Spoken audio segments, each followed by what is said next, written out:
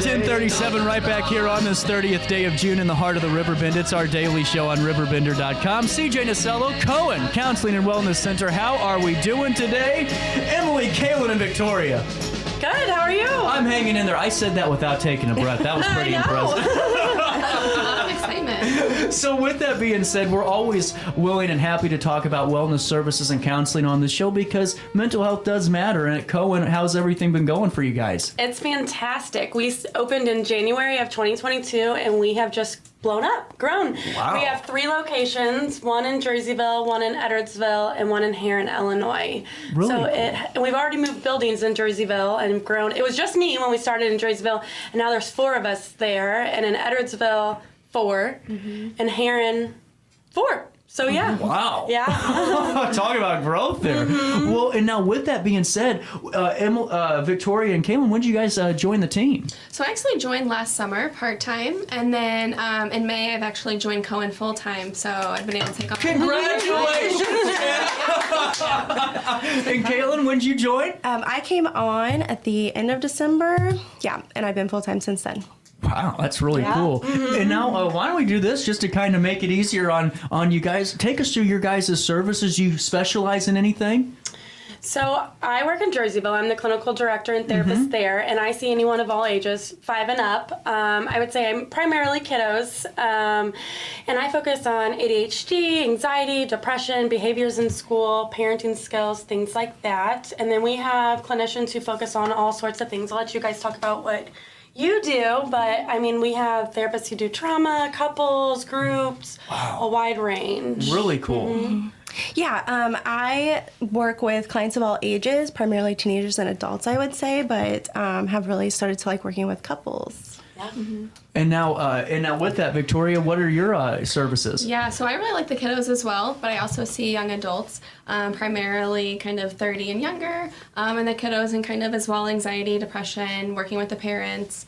We kind of we overlap a lot, but then we also have our little niches of what we like more. Without a doubt. And now with that being said, I'm sure, you guys see this on a daily basis with, social media and different, exterior factors of, maybe why a couple is experiencing some disconnect or maybe a kiddo that's going through, high school or middle school. I mean, that's a pretty vulnerable stage in life. What does social media do to play into the to mental health and the, the increase of, symptoms or maybe just the increase of an anxiety or depression? I would say everything. I do not like Snapchat. I'll come out and say that right there. Amen. It is not good for any kiddo. I understand that some kids need phones, riding the bus, sports, things like that, but I think there definitely needs to be some barriers on it, restrictions. Parents should be able to see everything and anything on it. It's very scary out there right now. And even adults laying on bed on that phone, you really should be off your phone an hour before you go to bed. And I say leave your phone away from the bed, so when the alarm goes off, you have to get out of bed to get it in the morning.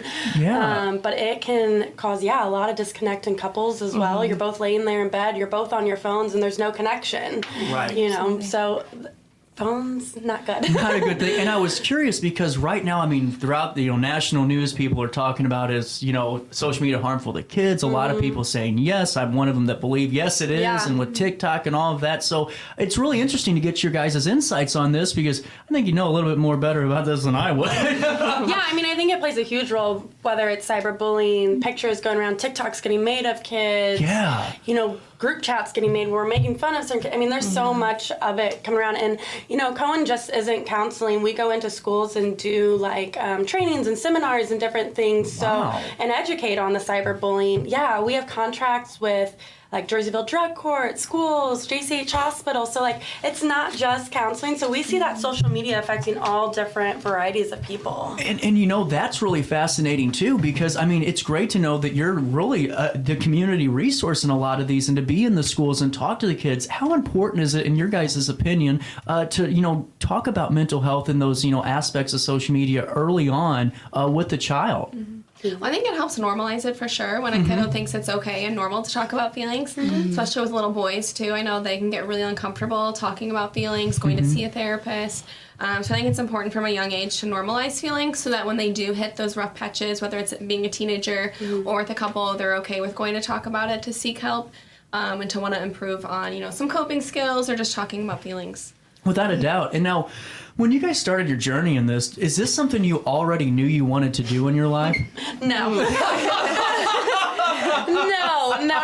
So my background is in school social work. Okay. And so, the pandemic and everything was crazy. So in social work, you get your bachelor's, you get your master's, and then you can get a licensed social worker, and then you can be clinically licensed. But in order to do that, you have to have 3,000 hours in the field, and someone has to supervise those. So actually, the owner of our business, Nina, was my supervisor. And then she was like, I had this idea of maybe doing this one day. And I was like, okay, maybe.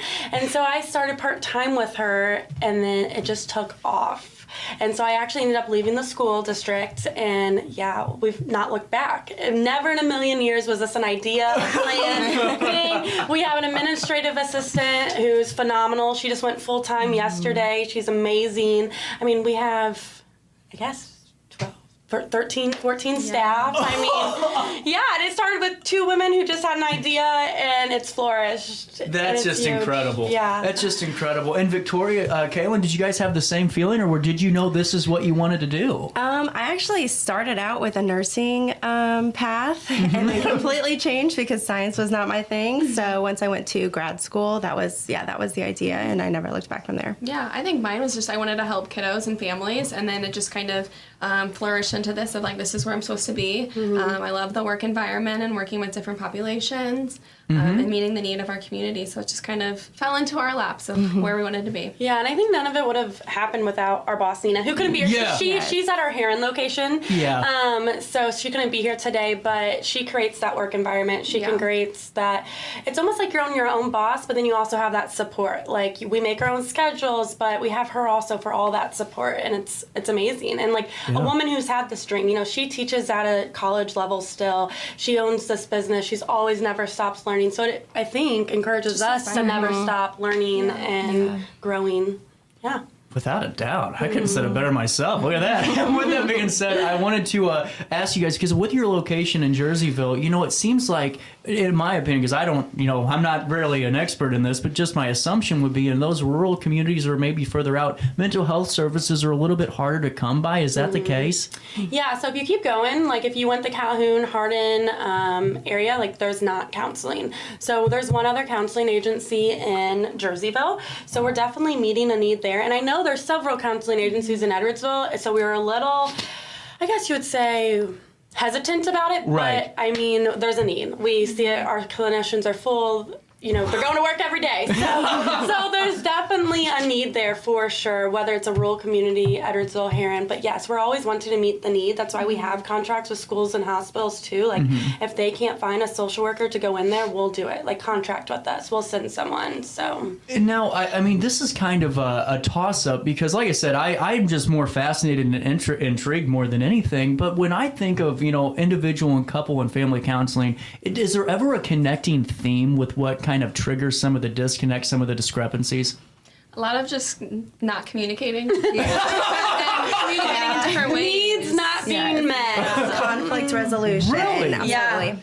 Yeah, I would say, I mean, she's who sees our couples.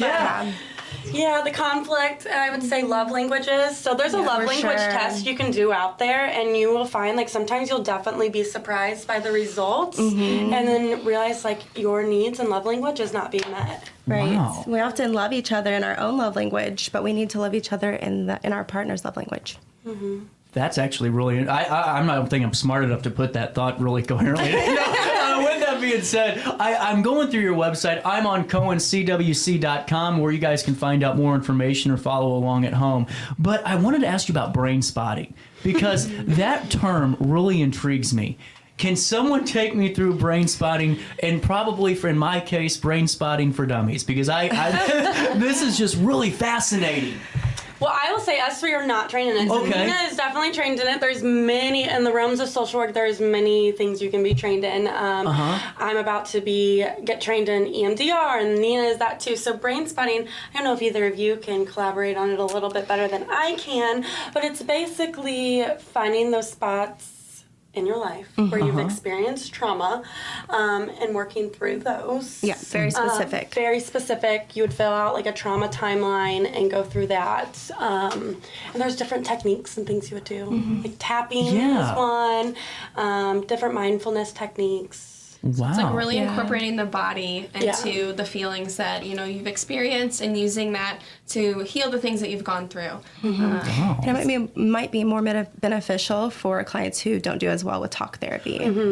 Now, and that's really interesting because to me, when I'm thinking of that and, kind of going through and dissecting those traumatic experiences or things that have happened, is that always a harder step? I mean, not just for this, but I'm talking in your guys' counseling sessions, just that first step of opening up and really evaluating, is that difficult for folks?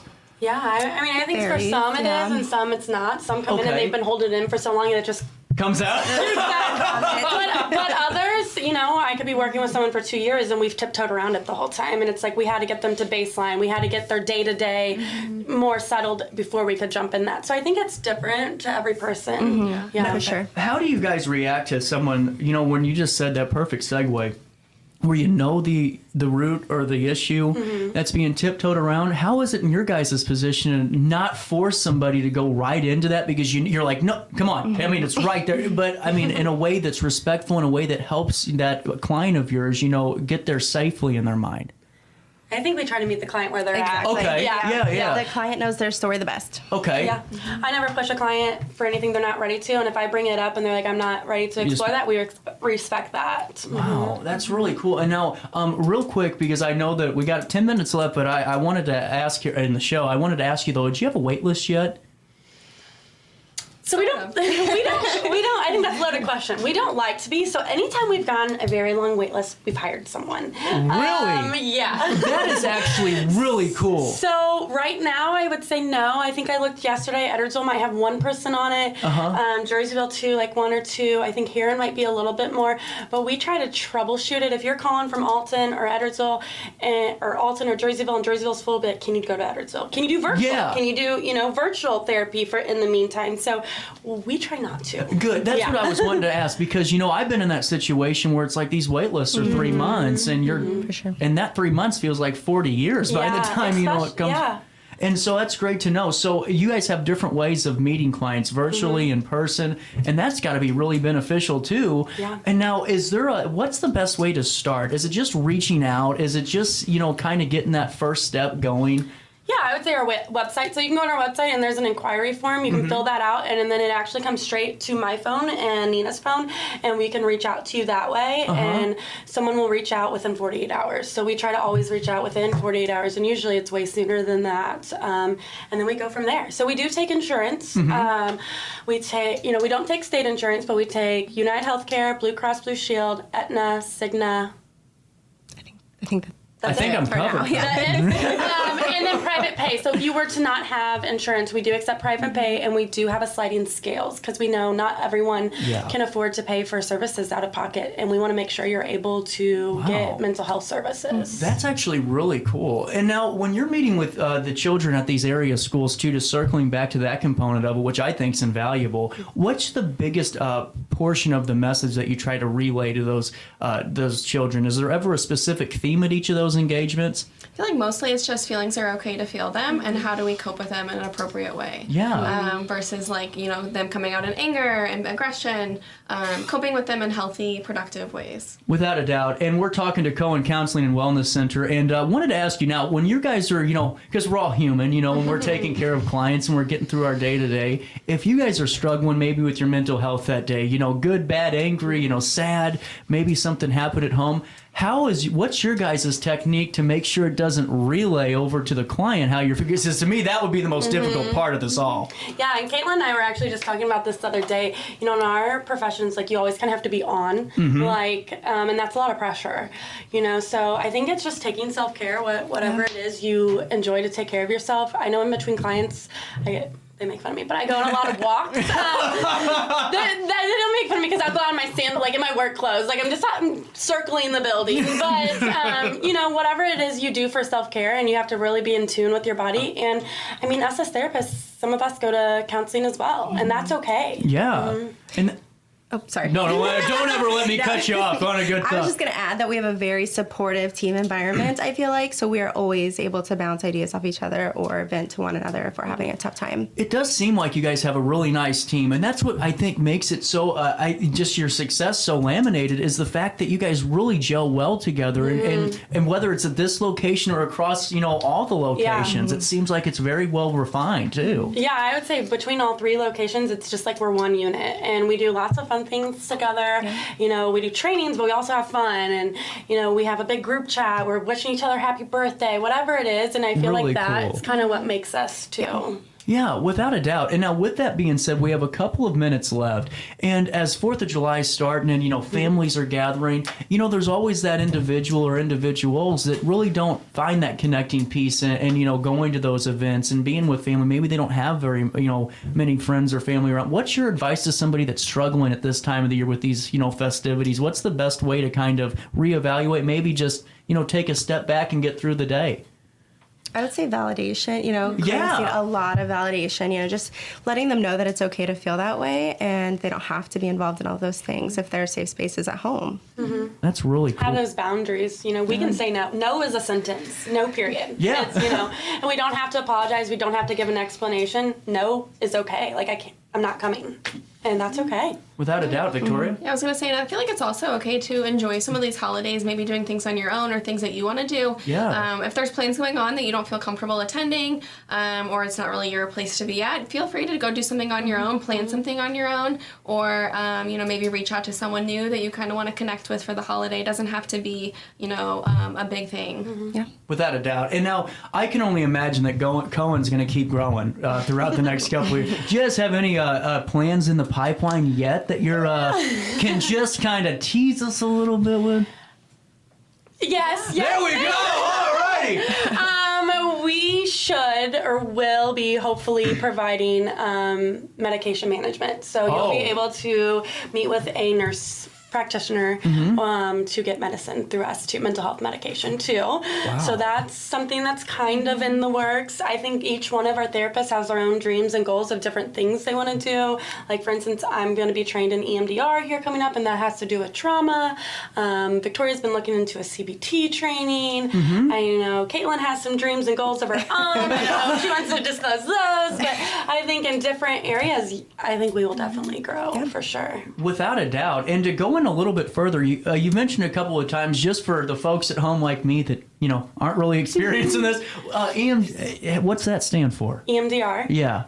It's eye movement desensitization and reprocessing. Okay. Yeah. Now, and can you go into that a little bit further for us? Yes. Nina would be our gal if she was here. Nina, where are you? She's on the beach.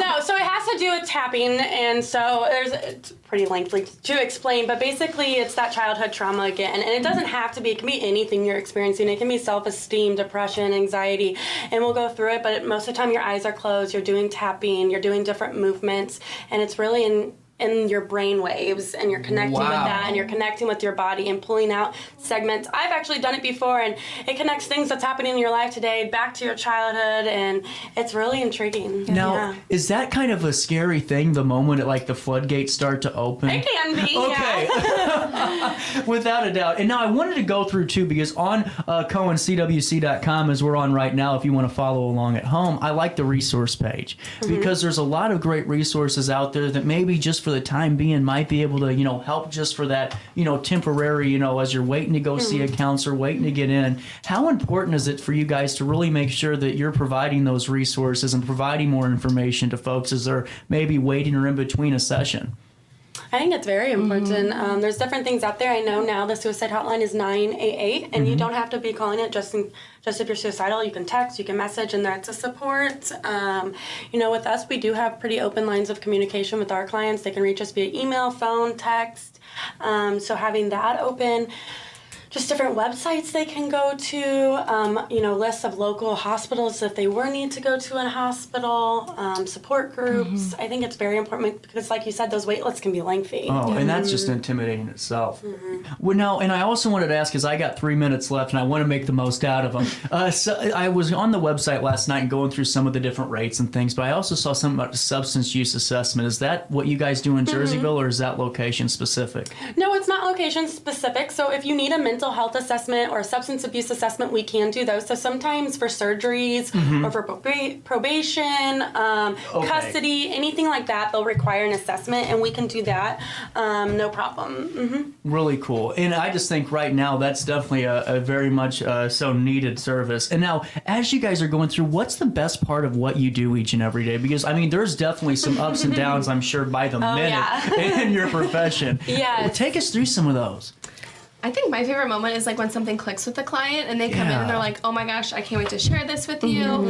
And they're just really proud of the progress that they've made. And I kind of push it back on them of like, this is the hard work that you've done. And for them to be proud of it. So that's my favorite part. Yeah. I would say just having the client see you as, an ally, somebody that they can trust and go to, being that person for them is really important. And, you can really break ground with that. Absolutely. What about you? I mean, I think we get an hour with them a week, every other week, once a month. And like Victoria said, seeing the progress they make, they all the time sometimes come in and like thank us. I'm like, you did the work. I see you for an hour. Like, you took what we talk about and you put into practice. By no means do I want you to be in distress, but I had this little girl the other day who was in distress and she used a coping skill that I had taught her. Like, I don't want you to be in distress, right, but you use the skill that we learned. And I think that's the best feeling. Like you said, though, some days we leave very defeated. I bet. We're like, am I even making any change? Am I but those little glimpses is what keeps us going for sure. Without a doubt. And guys, thank you so much for stopping by today. And for more information on how you can utilize these phenomenal services, Koen, CWC.com. Thank you guys. I appreciate it. Thank you. What are your plans this 4th of July weekend? Oh, goodness. Well, I'm going camping. Oh, good answer. I'm going to play in a kickball tournament. Oh, so that's fun. Yeah. I'm just going back to my hometown and going to a family friend's party. Really cool. Well, if you guys don't have any plans like myself, go to the Alton Amphitheater for their 4th of July extravaganza, the best fireworks display this side of the Mississippi River. With Vanilla Ice coming in just about a month, I need you to get VIP tickets now so we can kick it when August 4th comes. And in the meantime, we can light the fuse on the summer at the Alton Amphitheater. For more information, RiverBender.com. And I'm out of here. Weekend starting. There we go. Thank you guys so much for stopping by today. I really appreciate your time. On that note, I will see you back here live on Monday for more of our daily show. Have a great weekend. Most importantly, though, try your best to stay out of jail.